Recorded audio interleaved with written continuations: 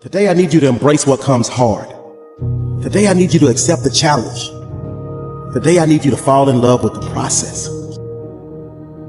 There will be plenty of opportunities to get discouraged, to lose your passion, and think that it's not meant to be.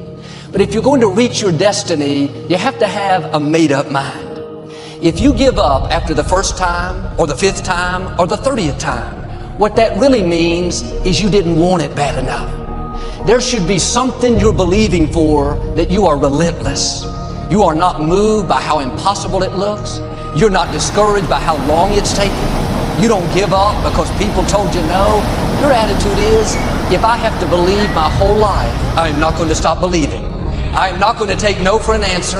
I'm not going to settle for mediocrity. I'm going to keep pursuing what's in my heart.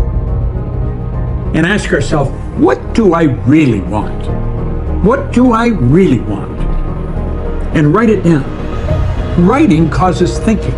Thinking creates an image. And you get these images going, you're building a vision in your mind. It's the visionaries that change the world. Think of that.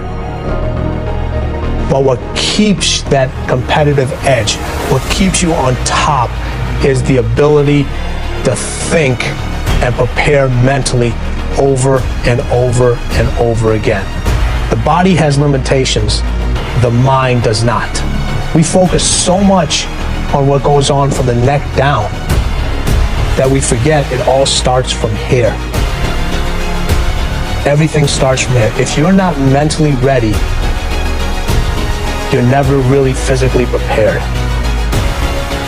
And that's where the preparation starts. What would your life be like as you look toward the future if you decided, I'm not going to allow my fears to stop me? And I'm saying to you, whatever you got to do it, because if you don't, life is going to whoop you until you surrender. So when you're young and you make mistakes, don't let them eat you up. Because everybody that done made it, done made it. You got to fail in order to win. Hey, look, man, to understand how to hit the game-winning shot, you got to miss the game-winning shot.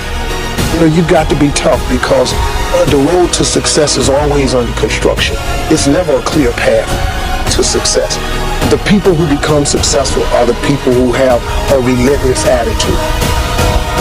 And you just got to hang in there through the bad breaks, because the bad breaks is coming, but they usually come right before the big break is about to happen. You get a series of bad breaks and it stumbles up a lot of people. My life and my success is to say to anyone, you can stumble, you can fall, you can get back up again.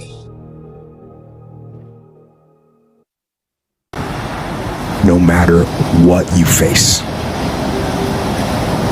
no matter how bad it is going to be, when there is a challenge, and by a challenge I mean anything in life, any challenge, anything that you're facing, the only way to overcome the challenges that you face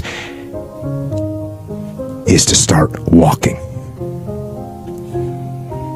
Take that step every day, no matter what you are facing. Get up and start walking. I have the ability to see the end before the beginning even begins. And what that means is I know that to get to the very end, I can see it right now. So before I went to Buds and I was losing all this weight and shit, I saw myself walking across the stage at 191 pounds. That's what I had to get to get into the door. I saw myself 6 months, a year later, whatever it's going to take me to do it. I saw myself walking across that stage, getting that certificate of graduation from Buds. And I was able to be there at 300 pounds. And that feeling, that I was nowhere near that feeling, I was able to put myself there 1,000,000 times every day. And that feeling of like, my God, that is going to feel amazing. That's what made me suffer. That's what allowed the pain to be real and say, this is worth it. I want to feel for this next 18 months. It took me 18 months to finally become an ABC, to finally just get through Buds. 18 months, it's 6 months. It took me 18. That's what woke me up every morning, was I'm gonna put myself through this much pain and suffering for a few seconds. That's all it is. A few seconds of joy. is so worth it, man. That's what people don't get. So I'm able to put myself at the finish line, even though I have no finish line, but at the finish line of an event before I even start the and say, how are you going to feel at the end of this? Visualizing this is my biggest tool of life. That's why I've been able to put myself in cold water, put myself in a 100-mile race millions of times before I've done it. And I'm able to go through the race and see how I'm going to feel at mile 50. Almost to the exact feeling. Right, so when it comes up, it's no surprise. It's no surprise. I've already done this a million times. I recommended the last time I was here, the little book, Richest Man in Babylon, and I said, I've lectured now to over 3 million people. Guess how many have actually gone and got this little book? Answer, very few. My best guess is 10%. Such an easy thing to do. This little book, number one, is easy to find. Number two, it's easy to buy. The most you can pay for it, $6, $7, $8. You can borrow that from your kids. But if it's easy to find and easy to buy, and if it's easy to read, why wouldn't everybody go get it? We don't know. I don't know. Nobody knows. Here's how profound it is. Some do and some don't. Now here's the numbers. About 10% do. We don't know the mystery of that. And I'm telling you, 10 years from now, those numbers will still be the same. The numbers don't change. Only the faces change. I used to belong to the 90% who couldn't be bothered even if it was easy. How many people have a library card? Answer, 3%. 97% couldn't be bothered. Guy specializes in happy hour, but he doesn't have a card. And now readily and quickly blames the government and blames his company and blames the pay scale. Here's my advice to you today. Walk away from the 97%. Don't talk like they talk. Don't go where they go. Don't act like they act. Don't specialize in what they specialize in. Throw away the money.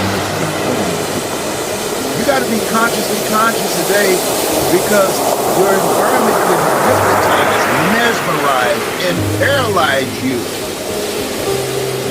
The other thing is, take full responsibility for your life. Oscar Wilde once said, responsibility is what we expect from somebody else. This is very true. Most people dread accepting responsibility. That's just a fact of life, and we can see it in operation every day.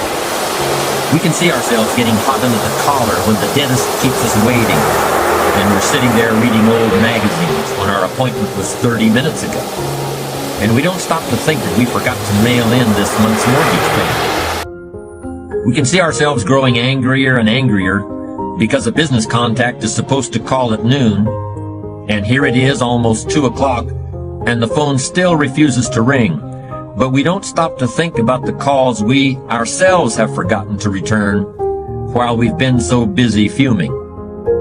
We can see ourselves writing an angry letter to the airline because a flight was delayed, but we don't write an angry letter to ourselves when we're late for something, even though that might not be a bad idea at all.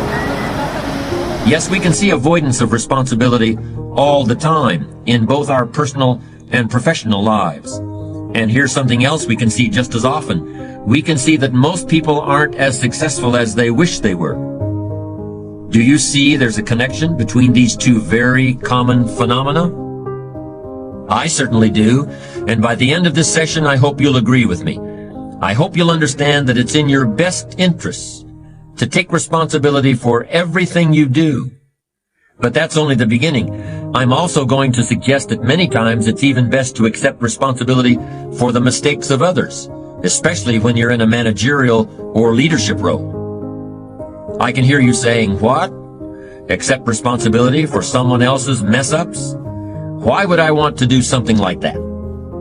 Well, that's a fair enough question.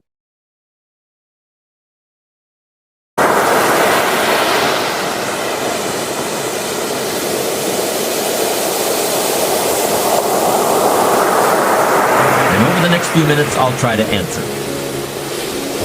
One of my weak points in my personal life is I don't like technical stuff. So even though I have to be on Twitter and Instagram and Facebook, I don't care for that. So guess what? I find somebody who loves to do that. You know, I find somebody who has a strength where I will have a weakness, and I partner with them. All you're trying to do is get to the goal. No one gets there by themselves. Everybody needs help. Now, when you know what you got going for you, be confident, not cocky. Managing your strengths, knowing what they are, and don't let nobody talk you out of it. And that gets you fight ready. You get fight ready like that. You got to know you. Helps you develop your skills. All the while